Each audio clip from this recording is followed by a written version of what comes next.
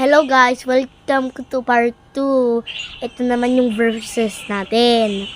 Lucas 3 verse 14. Nothing is impossible to God. Gusto niyo gumawa pala isa? Yes? Okay.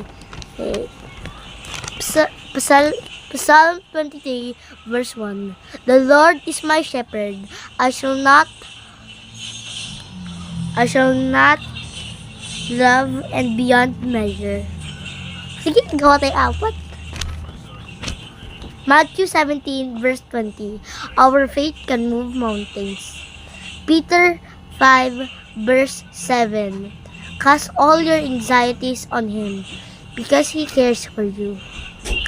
Isaiah 26 verse 4. Trust in the Lord. Trust in the Lord forever.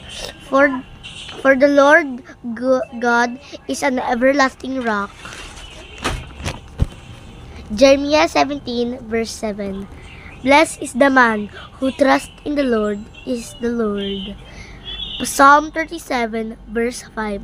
Commit your way to the Lord. Trust in Him. He will act.